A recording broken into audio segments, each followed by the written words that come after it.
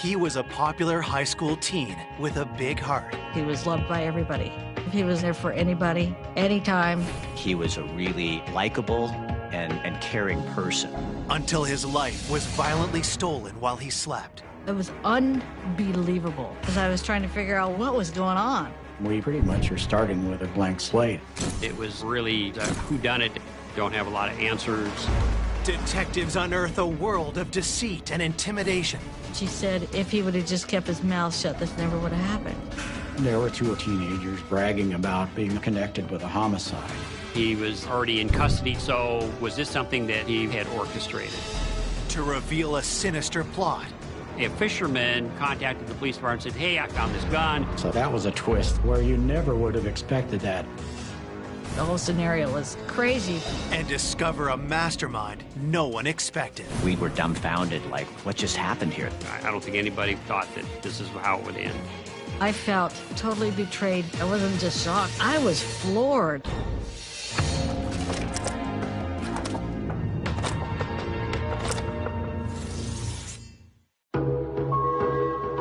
Set against the picturesque backdrop of the Oregon mountains, the small town of Eugene is 100 miles south of Portland. The community is nice.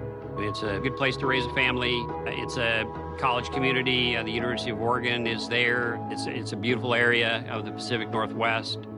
Eugene's a small town, relatively. We're like the second or third largest city in Oregon, but that's still about 200,000 people. It's a quiet place. In the early morning hours on Monday, October 3rd, 1994, the serenity of this close-knit community is shattered. A 911 call was made. It was a mother who was in anguish. Her teenage son had been seriously injured, bleeding from his head. Emergency units raced to the home, arriving in a matter of minutes. When the first responders arrived, they were able to quickly assess that it was a gunshot wound to the head. And although he was unconscious, he was still alive. As paramedics battle to save the teen, police arrive to investigate the shooting. Janice Itura identifies the victim as her 18-year-old son, Aaron Itura. Aaron Itura was almost immediately transported to the hospital. As detectives get to work, they need to determine who would shoot a teenage boy and why. In short order, we're preserving the scene, beginning to document it with photographs, and start gathering information. His bedroom had been partitioned off inside the attached garage of the residence. He had furnished it or decorated it as, typical teen male would. He had been in bed asleep with a girl that he was dating at the time. We knew he had sustained a devastating gunshot wound to the head. The girlfriend who was lying beside him was unharmed. Police ask her to wait with the family while they continue to investigate the crime scene. And a fragment of the bullet was found at the scene. It seemed like the caliber of the gun was a .38 caliber. The weapon is nowhere to be found, and there's no sign of forced entry to the home. Somebody had just opened the garage door. It wasn't locked. There's nothing of value missing. Detectives wonder if the attacker could have a personal motive. If somebody had a gun and they went in there to steal property, but the people woke up and discovered them, you would expect both people to be shot. The fact that one person wasn't shot and the other one was would indicate that there's a motive to single that person out. With the crime scene yielding little information, detectives question those closest to Aaron, his family and girlfriend, who were at the scene of the crime. I mean, it was a really whodunit out of the blue. Don't have a lot of answers. The police department, we were still trying to figure out what happened and who was involved. The detective questions how Janice came to find Aaron. Aaron had gone to his room, and his girlfriend, Carrie, was spending the night. And then all of a sudden, about 1:30 in the morning, I hear screaming. I went out to the bedroom, and here's Aaron on the bed, and his girlfriend, Carrie's just freaked out. And I looked at Aaron, and he had a big old gash on his head. Then I saw blood. And I called 911, and then I just grabbed him and held him for a while. I was trying to figure out what happened.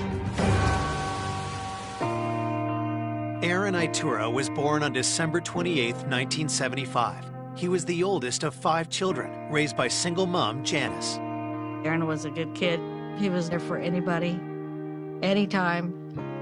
And he had a lot of responsibilities as far as helping out, because I worked sometimes 2 jobs, and he took care of all of his young siblings. Growing up, Aaron was always tall for his age and came to be known as a gentle giant. People described him a big, lovable teddy bear. He was a really likable and caring person with a mom who was really involved in his life. In his last year of high school, Aaron was popular, well-respected, and easygoing. Well, he liked to draw. He wanted to go to art school in New York, and that was his goal. Recently, Aaron had found love with a local girl named Carrie.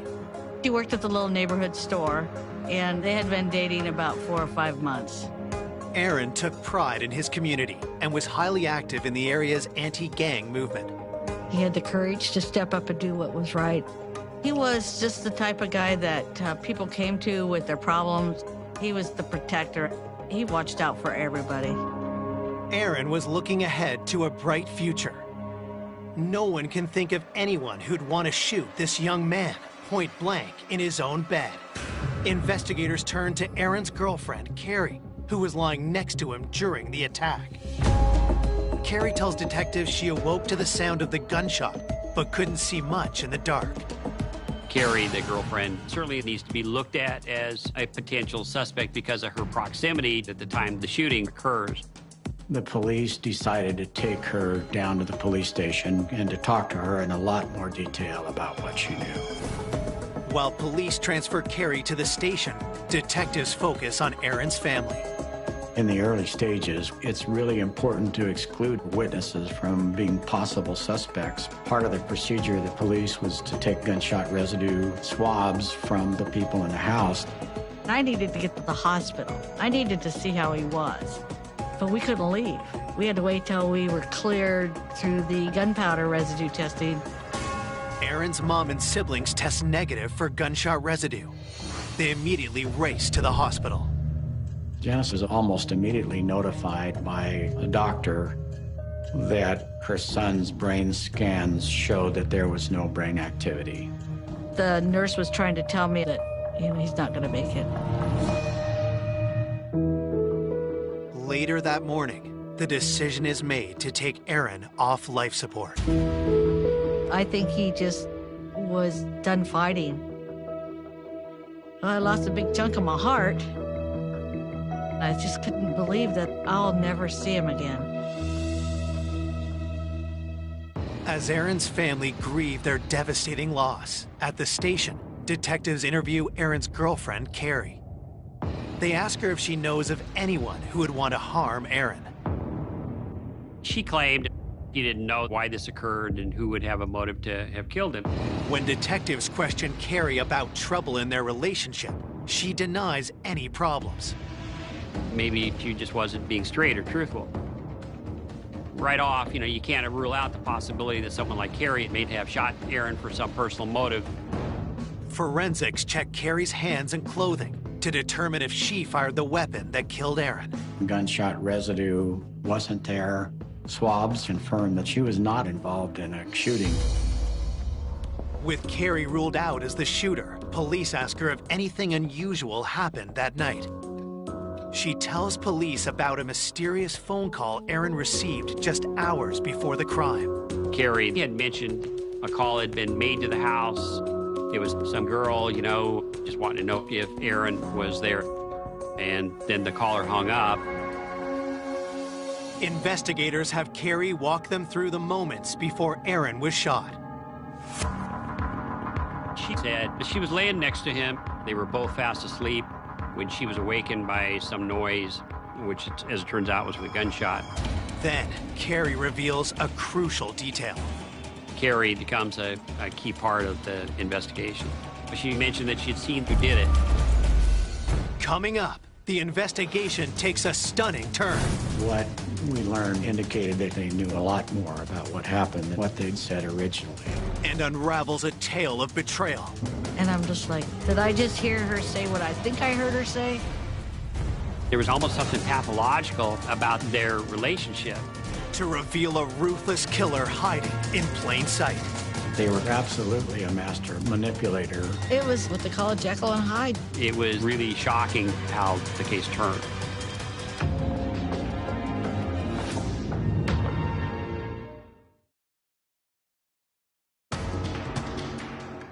Police are investigating the murder of 18-year-old Aaron Itura, gunned down in his sleep. Aaron's girlfriend, Carrie, is the sole eyewitness to the crime, and police are hoping she can provide them with a lead. The police department are still trying to figure out what is the reason why he would be singled out and killed. Detectives continue to question Carrie about the details surrounding the murder. Carrie provided information to the police that it was two killers. She believed they had their faces covered with bandanas and their hands covered, so she could not get a good description of them. She was able to identify them as young males, but not much beyond that. But who could the two masked assailants be? Police ask Carrie if she can think of anyone in her recent past who would want to harm Aaron. She might have had a jealous ex-boyfriend who might have had a grudge against Aaron that she would have been aware of. And so we were exploring all of those avenues to find any potential connections. After interviewing Carrie, police dig into her background and find no serious ex-boyfriend or anyone else that could link to the crime. With no significant leads, investigators turn to the community for help. We pretty much are starting with a blank slate. The police had kind of fanned out, into the community and were asking people whether they knew anything about what had happened to Aaron Itura. But no one heard or saw anything suspicious. For this laid-back community, news of Aaron's brutal murder is a shock. All we knew was this young man had been sleeping in his bed and somebody had gotten in there and shot and killed him. We were dumbfounded, like, what just happened here? This is Eugene, Oregon. You don't have young people being killed right in their home, in their bedroom while they're sleeping. And people were scared. Detectives begin to look at Aaron's work with the anti-gang group. Had he made some dangerous enemies? Law enforcement was certainly concerned about gang activity. There was a sense, anyway, that Aaron, he's been at these anti-gang task force meetings, and now this kid has been shot in the head. So it certainly raises questions. Police learned that Aaron had been working closely with local anti-gang activist Mary Thompson.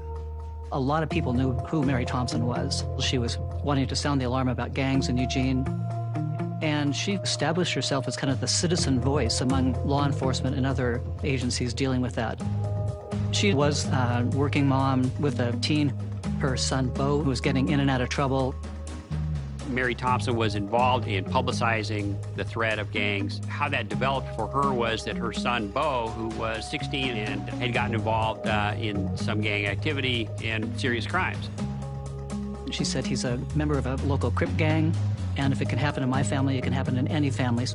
And oftentimes, she was going to various schools and in the media for an anti-gang sentiment.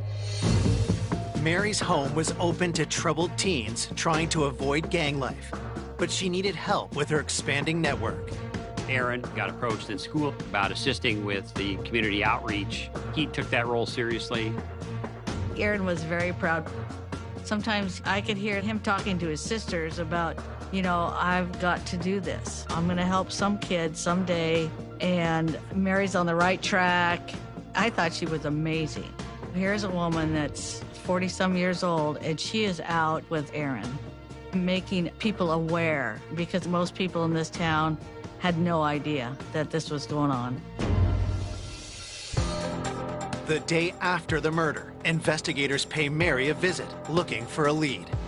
She was shocked that Aaron Itura had been shot and killed, and more than willing to try to help in any way that she could. She offered a whole list of names of people that she knew were associated with him. Then, Mary shares a disturbing detail. When the police went to talk to Mary Thompson, she told them about a gang member from Portland that was a Crip that had stopped by her house looking for Aaron Itura before the homicide. And she identified him by the name of Sonny and said what kind of car he was driving. And this gang was dangerous.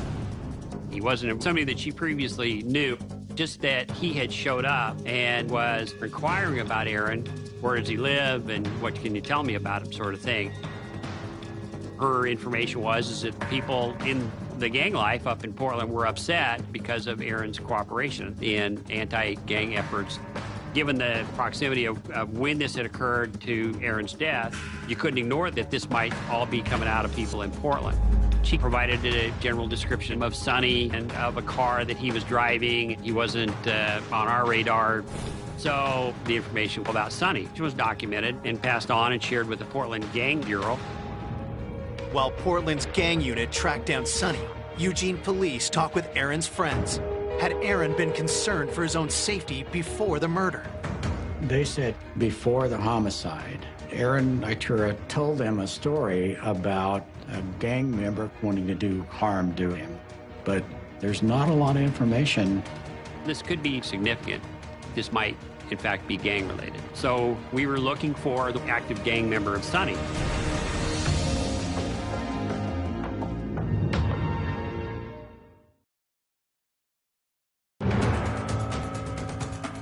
Less than 36 hours after Aaron Itura is found shot in his bed, investigators believe the cold-blooded murder of the teen could be tied to his work in an anti-gang group. According to Aaron's mentor, Mary Thompson, a gang member named Sonny had been looking for him. The result of the inquiry with Portland has come back and they came up blank. They had no information about any Sonny. The car description didn't match anything in their files. So it was a big zero. You know, they were just saying, we don't have anything. So as a result of that, we were frustrated that we didn't have a suspect. Then, detectives received the autopsy results. Aaron sustained a fatal gunshot wound to the head, and it was a single shot. It was an aim shot with a .38 caliber to the back of the head. It would go through the brain, would have almost 100% chance of causing the death of the person that was hit. 48 hours into the case, with few clues to investigate, the pressure on police increases. There's a sense of uncertainty and unease, you know, that can permeate the community if you don't solve this crime, if it remains unsolved. When you're in a small community, you want some answers because somebody out there in the town we live in snuck into the bedroom of this young man and killed him. That's scarier than anything when you don't know any other details. The lack of progress also takes a toll on Aaron's family.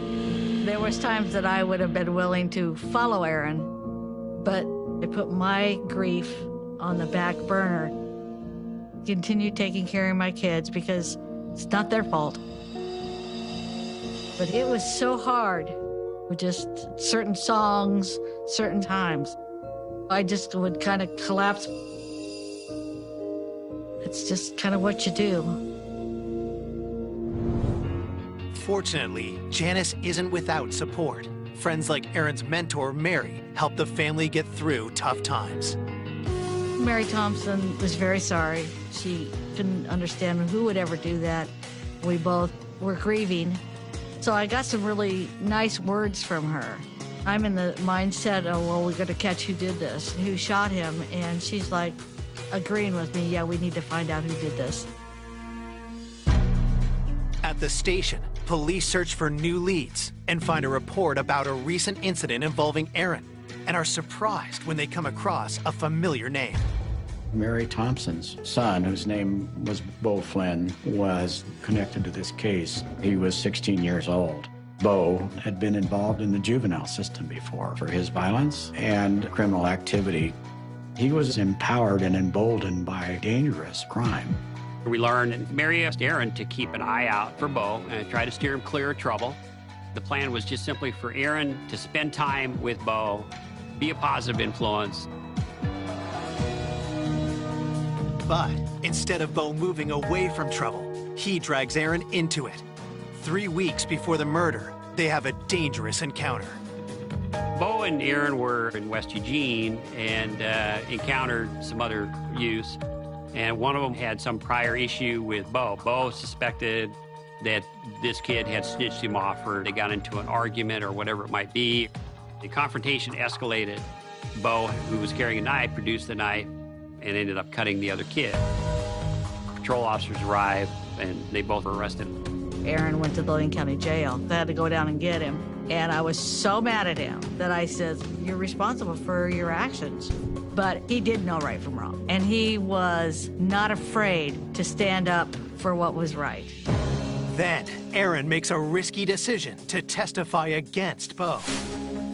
Aaron was killed on October 3rd, just 2 days before he was due to give his witness statement. Was this the reason for Aaron's murder? We consider the possibility that Bo was involved in the killing, especially as this potential motive emerged that Aaron was a witness in a pending case against Bo that would result in him being incarcerated potentially 3 or 4 years. Investigators pay a visit to Bo, who's in custody at the state's juvenile facility for the knife assault. He was already in custody at the time that the homicide occurred, so was this something that Bo had orchestrated? When detectives interview Bo Flynn and ask him what happened, Bo Flynn says, "I didn't do anything, I don't know anything about it." At the time, there wasn't any credible information that developed that suggested that he had orchestrated this crime. The police don't have any evidence that gives Bo's role in the commission of this murder. Having lost Bo as a viable suspect, detectives are at risk of hitting a standstill in the case. But then, Aaron's mom contacts police with a disturbing new lead. I told him that somebody heard a couple of other people at the high school were talking about how they were going to take care of the big guy, and we all knew the big guy was Aaron because he was the biggest kid at Willamette High School. We also were hearing rumors that there were 2 young gang members involved in the community bragging about being connected with a homicide. Police dig deeper into these rumors, turning to Aaron's friends for more details. When we're talking to kids that were associated with Aaron, we're just trying to find out, what do you know and who could have done this? Jim Elstad and Joe Brown had been identified as part of this loose-knit group of kids that were often frequenting the Thompson residence. And they were kind of on the fringe. The information persisted that both admitted and talked about the murder itself. They were saying that they had done the killing. They were proud of what they'd done. These kids needed to be contacted. Even as we were working, it was really shocking how the case turned.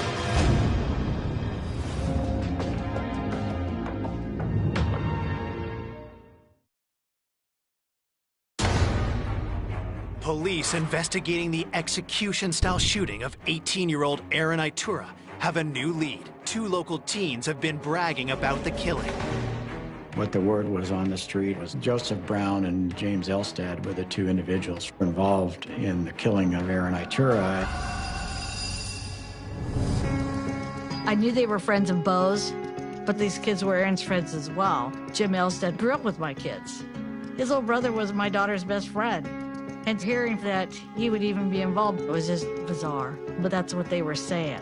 We were told from the circle of kids that were being identified and contacted, said that Jim Elstad and Aaron Itura had been friends at one time, and that most recently, leading up to the homicide, that relationship had soured. So, a source of friction that should be explored and investigated. Joe Brown and Jim Elstad, they didn't appear to have criminal records, so there wasn't a whole lot to go on. Before police can speak to the 2 teens, they get a surprise visit from Mary Thompson. She indicated that she also heard that Joseph Brown and Jim Elstad might have been involved in the homicide. But what Mary reveals next stuns the detective. The homicide happened on October 3rd in the early morning hours, and she tells the police that both Elstad and Brown ended up coming to her house after the homicide and telling her that they had killed Itura. Acknowledged that she hadn't been entirely candid with us from the beginning. Her explanation for that was, well, I just didn't believe him. I just couldn't imagine them doing it. I wasn't seeing anything in their demeanor that suggests that they had done this homicide, and so I didn't volunteer that information up front because I didn't think it was credible at the time. But now Mary believes the 2 teens could have been telling the truth. Armed with this new information, police bring Jim Elstad and Joe Brown to the station for questioning. When they were interviewed, both of them denied any knowledge of the homicide.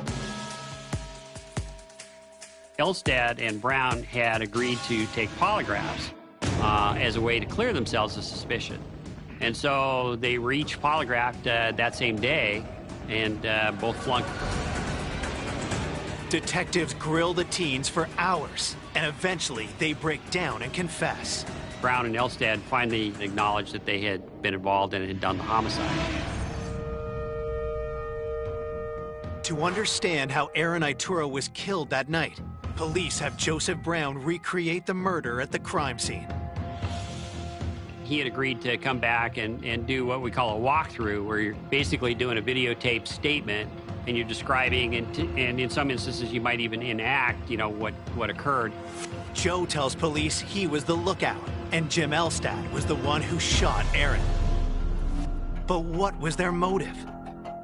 Gradually what emerged was they were upset because their homie, Bo, was at risk of being incarcerated further because Aaron was cooperating with the police and was willing to testify against him in this knife incident.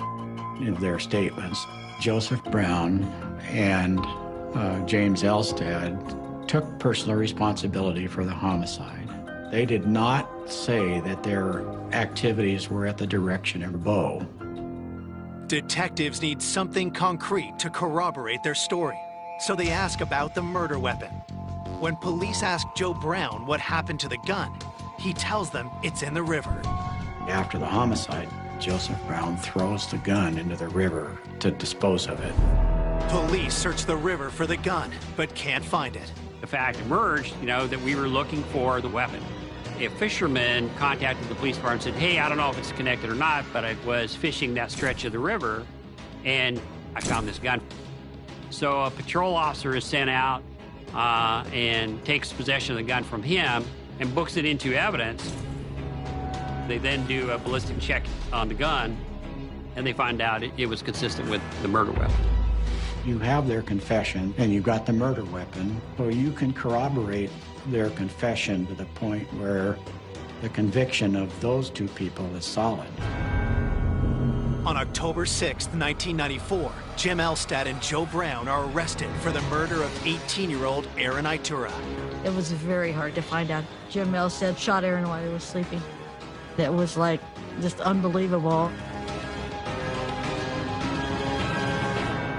After the arrests, Aaron's mentor, Mary Thompson, reaches out to Janice. Mary called me. First it was like, well, we need to get together, maybe have a coffee, and I'll buy you lunch. And then she said, if Aaron would have just kept his mouth shut, this never would have happened. And I'm just like, did I just hear her say what I think I heard her say? At that point, I got real concerned. So I called Detective Rainey and told him what happened. What we learned indicated that Mary knew a lot more about what happened than she had said originally. For police, Mary's alarming statement is one of many things they are now questioning. Initially, it was thought to just be this homicide that had been committed by these two guys, but there was just this overriding perception that she was more involved than she had admitted.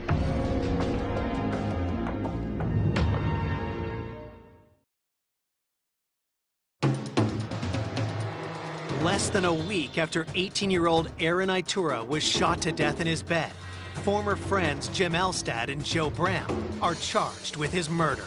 But now, the actions of Aaron's anti-gang mentor, Mary Thompson, have detectives thinking the case is far from over. Mary Thompson's behavior had been raising some red flags. She failed to mention that Brown and Elstad came to her house that night. It was just a convenient fact that she forgot to mention. And she also had made a call to Janice. That was actually unusual, suspicious in nature. At that point, the police decided to take her down to the police station and to talk to her in more detail. Investigators want to know why Mary withheld information surrounding Aaron's murder. In that interview, she talks about being extremely angry with Aaron Itura after he informed on her son about the knife fight. But she didn't want him to be killed. Do we know for sure that she's implicated in the murder? No. Can we prove it at that time? No. Since police lack solid evidence that Mary is involved, they let her go. With the killers behind bars, Erin's loved ones gathered to say their final farewells.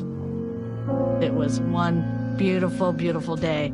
High school kids, teachers, counselors, they all showed up. Mary was there as well. And there was probably 2,000 people. People I didn't even know were there. Erin was loved by everybody.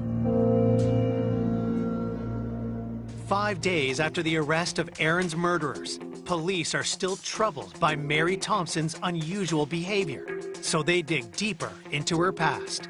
10 or 15 years prior, there were some other events in Josephine County, which is a county in southern Oregon. She had identified herself as being a person that was working as an assistant to prosecuting the drug trade. And it turned out that she was a methamphetamine manufacturer at that time, and that she got caught selling methamphetamine. Looking at Mary Thompson's past, she was engaged in a criminal activity. It was definitely shocking. She was a crime fighter that the community trusted, that had engaged in that kind of behavior. So that was a twist where you never would have expected that. Mary's history proves she's capable of lying and manipulating to get what she wants. Now investigators wonder what she's capable of in connection to this case. As we knew and learned more about her, it was pretty eye-opening, shocking even to investigators. Part of the picture that emerged about Mary was her relationship with her son, Beau, and how protective she had been of him. She'd had a bunch of relationships in her life that had not turned out, and the only one that stayed with her was Beau Flynn, her son. And so she was willing to do things that were antisocial and illegal in order to maintain Beau's relationship with her. She viewed herself as being a peer. Instead of directing her son to be a law-abiding citizen, she chose to get in the criminal gutter with him. There was almost, I'm no expert, but almost something pathological about their relationship in terms of what a parent will do to protect their child. She knew that Erin was the only thing standing between her and her son's charges. After Beau, the only person that had motive to eliminate Itura as a witness was Mary Thompson. Detectives start questioning the teens Mary claims she's been keeping out of gangs. When we're talking to kids that were identified as having frequented the Thompson residence, they weren't involved in school, they didn't have healthy relationships, they were all kind of lacking something in their life and felt that.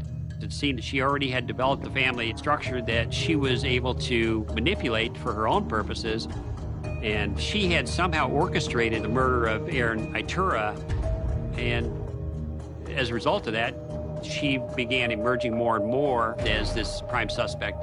But could Mary go so far as to have Erin killed? To advance this investigation, the idea came up about doing a wiretap to see if something was being said here that could be used to either eliminate Mary from suspicion or would lead to evidence to convict her of murder. On the wiretap, detectives hear Mary's son, Beau, who's on parole, discussing gang activities with other gang members. They called themselves the 74 Hoover Crips.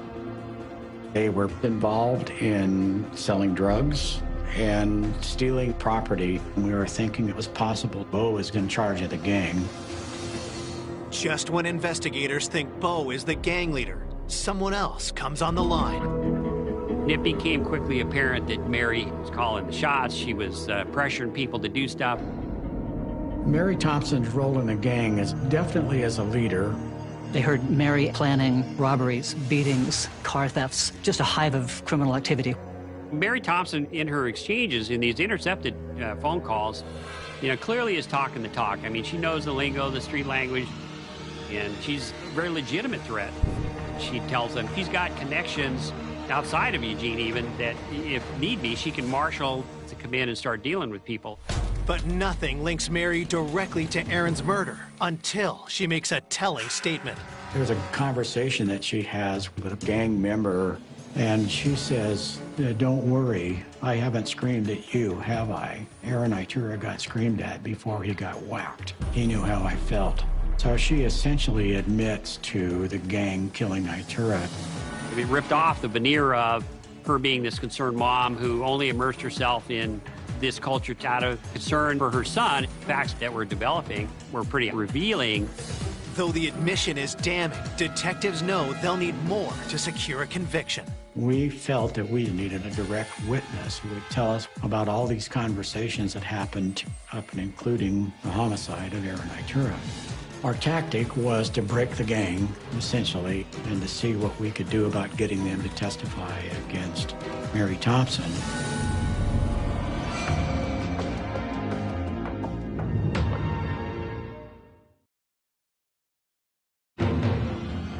In the cold-blooded killing of Aaron Itura, police have arrested 2 young gang members. Now, wiretaps have revealed Aaron's anti-gang mentor, Mary Thompson, is actually a ruthless gang leader. Mary Thompson became a prime suspect in the case, and the wiretaps were really instrumental in revealing the extent of the influence that Mary had. Investigators are now convinced Mary is behind the 18-year-old's murder. But to charge her, they need additional evidence. We arrested the gang for all of these crimes that they committed that we knew about during the wire, whether it was committing a burglary or stealing weapons. Investigators then question the teen gang members, hoping to get them to flip on Mary. The prosecutor thinks their best shot lies with one of the youngest members of the gang, named Lisa.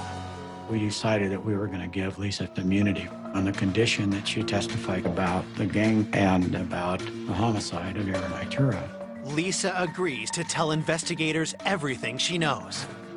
It became pretty clear not only was Mary the leader of the gang, but when it came to eliminating Itura, the behavior of Elstad and Brown was guided by her. Mary was always saying that something's got to be done about Aaron. We can't let him testify against Bo, and that shifted to actually killing him. From Lisa's account of Aaron's murder, the missing pieces fall into place. The Friday before the homicide, there's a big meeting of the gang at Mary Thompson's house. Mary encouraged Jim Elstad to commit the homicide. The night of the murder, Lisa's role is that she is the one that calls Itura's residence. And when Itura answers the phone, she hangs up on him. And that information gets communicated back to Jim Elstad and Joseph Brown that Itura is at his house and they should go forward and commit the crime. Mary tells Brown and Elstad to wait until everyone in the Itura home is asleep. 1:30 in the morning, when Aaron was in bed with a girlfriend, Carrie, they were both fast asleep. Brown and Elstad had snuck into the room, and Joe Brown was the lookout. And then Jim Elstad hadn't hesitated and fired once into Aaron's head. Carrie then was awakened by that noise. By then, Elstad and Brown had fled the garage. They go to Mary Thompson's house after having committed the homicide, and then Joe Brown gets taken to the river, and Mary Thompson takes him there to dispose of the gun. And this is kind of significant. That was even done at her suggestion. At the outset of the investigation, Mary Thompson went to police with information on Brown and Elstad in an attempt to throw police off her trail. Throughout all this, of course, Mary's trying to keep her fingerprints off of everything, so she's evading responsibility. But her influence, it resulted in Aaron Itura's death. Mary Thompson was absolutely a master manipulator. That was demonstrated many, many times. In February 1995, Mary is charged with aggravated homicide for her role in killing Aaron Itura. I was floored. I just had no idea that Mary could have been involved at that extent. It was just what they call a Jekyll and Hyde, you know. I felt totally betrayed by another mom. I don't think anybody suspected when she was teaching us about gangs that she actually was planning the whole thing. Everybody was trying to do the right thing by her and her crusades and her telling me how amazing my son was and the idea that he would go out and help her and then find out that she would have murdered my son herself.